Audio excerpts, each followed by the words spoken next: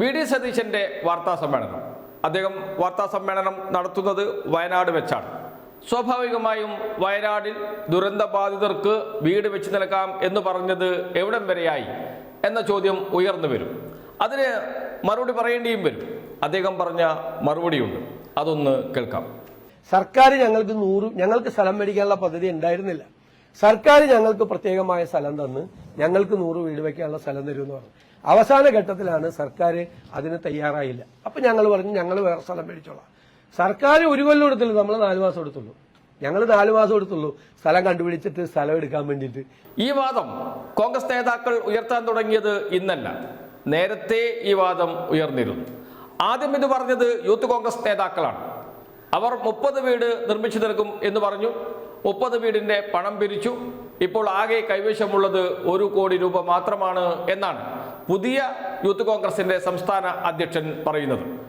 എന്തായാലും 30 വീട് 1 കോടി രൂപയ്ക്ക് നിർമ്മിക്കാൻ കഴിയില്ലല്ലോ, അത് എല്ലാവർക്കും അറിയുന്നതാണ്. അവിടെ തന്നെ അത് പൊളിഞ്ഞുപോയി. പിരിച്ച പണമൊക്കെ എവിടെ പോയി എന്ന ചോദ്യത്തിന് ഉത്തരമുണ്ട്. പാലക്കാട് തെരഞ്ഞെടുപ്പിൽ അന്നത്തെ യൂത്ത് കോൺഗ്രസിന്റെ അധ്യക്ഷനായ രാഹുൽ മാങ്കൂട്ടത്തിൽ ആ പണം ഉപയോഗിച്ചാണ് പ്രചാരണം നടത്തിയത്. നാം ആലോചിച്ച് നോക്കണം. വയനാട്ടിലെ ദുരന്തബാധിതരുടെ കണ്ണീര് വിറ്റ് പിരിച്ചെടുത്ത പണം സ്വന്തം തെരഞ്ഞെടുപ്പിന് വേണ്ടി ഉപയോഗിച്ചു എന്ന ആരോപണം രാഹുൽ മാങ്കൂട്ടത്തിനെതിരെ അന്ന് ഉയർന്നു വന്നിരുന്നു. അങ്ങനെ ഉയർന്നു വന്ന ഘട്ടത്തിൽ ഒരു പ്രതിരോധം എന്ന നിലയിൽ യൂത്ത് കോൺഗ്രസ് നേതാക്കൾ പറഞ്ഞ വാദമാണ്, ഞങ്ങൾക്ക് സ്ഥലം തന്നില്ല, സ്ഥലം തന്നിരുന്നുവെങ്കിൽ നേരത്തെ വീട് നിർമ്മിച്ചു കൊടുക്കുമായിരുന്നു, ആദ്യം തരാമെന്ന് പറഞ്ഞിരുന്നു. ഇതാണ് യൂത്ത് കോൺഗ്രസ് നേതാക്കൾ അന്ന് പറഞ്ഞത്. ആ വാദത്തിന് അന്ന് തന്നെ കെ രാജൻ റവന്യൂ മന്ത്രി മറുപടി പറഞ്ഞതാണ്.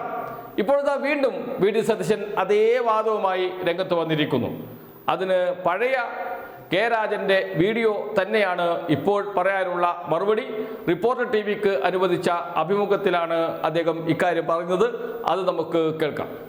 മിനിസ്റ്റർ, ഇതിപ്പോൾ നമ്മൾ യൂത്ത് കോൺഗ്രസ് പറഞ്ഞിരിക്കുന്ന ഒരു കാര്യം എന്ന് പറഞ്ഞു കഴിഞ്ഞാൽ ഈ ഭൂമി സർക്കാർ തരാത്തതുകൊണ്ടാണ് വീട് വെക്കാൻ കഴിയാത്തതാണ്. അങ്ങനെ എന്തെങ്കിലും ആവശ്യങ്ങളായിട്ട് യൂത്ത് കോൺഗ്രസ് എത്തി? ഇതൊരു വളരെ വിചിത്രമായിട്ടുള്ള വാദമാണ്. കാരണം സർക്കാർ തന്നെ ഭൂമി കണ്ടെത്തിയത് പണം കൊടുത്ത് മേടിച്ചിട്ടാണ്. സർക്കാർ ആർക്കും ഭൂമി കൊടുക്കാൻ എവിടെയും വാഗ്ദാനം ചെയ്തിട്ടില്ല. എന്ന് മാത്രമല്ല, സർക്കാരിനോട് ഭൂമി ഏതെങ്കിലും വിധത്തിൽ ആവശ്യപ്പെട്ടിട്ടുമില്ല. ഈ കാര്യങ്ങളെല്ലാം വളരെ സുതാര്യമായിട്ടാണ് സർക്കാർ ചെയ്തത്. അതായത് ഭൂമി ഒറ്റ കേന്ദ്രത്തിലാകണം എന്ന തീരുമാനം.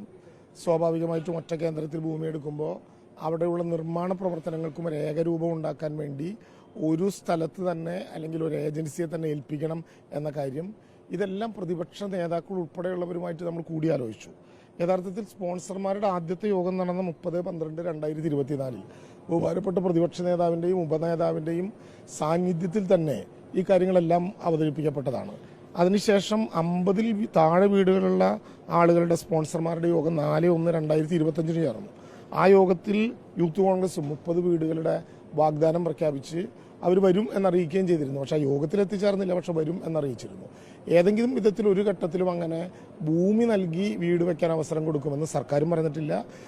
ഭൂമി വേണം എന്നാരും ആവശ്യപ്പെടുകയും ചെയ്തിട്ടില്ല. സർക്കാരിന്റെ ഇതേക്കുറിച്ച് മുതിർന്ന മാധ്യമപ്രവർത്തകൻ കെ.ജെ. ജേക്കബ് ഈ വീഡിയോ പങ്കുവെച്ചുകൊണ്ട്, റിപ്പോർട്ടർ ടിവിയുടെ വീഡിയോ പങ്കുവെച്ചുകൊണ്ട് ഒരു കാര്യം പറയുന്നുണ്ട്. കെ.ജെ. ജേക്കബിന്റെ ഫേസ്ബുക്ക് പോസ്റ്റിലാണ് ഇക്കാര്യമുള്ളത്. അത് ഇങ്ങനെയാണ്: അവസാന ഘട്ടത്തിൽ സർക്കാർ സ്ഥലം തരാൻ തയ്യാറായില്ല. വയനാട്ടിലെ കോൺഗ്രസ് ഭവന പദ്ധതിയെപ്പറ്റി ഇന്ന് പ്രതിപക്ഷ നേതാവ് വി.ഡി. സതീശൻ പറഞ്ഞതാണ്. പദ്ധതി നടത്തിപ്പിൽ ഭരണപക്ഷം പരാജയപ്പെടാറുണ്ട്. പ്രതിപക്ഷത്തിരുന്ന് ഒരു കക്ഷി പരാജയപ്പെടുന്നത് കാണുന്നത് ഇതാദ്യമായാണ്. വല്ല കാര്യവുമുണ്ടായിരുന്നോ സതീശൻ സാർ?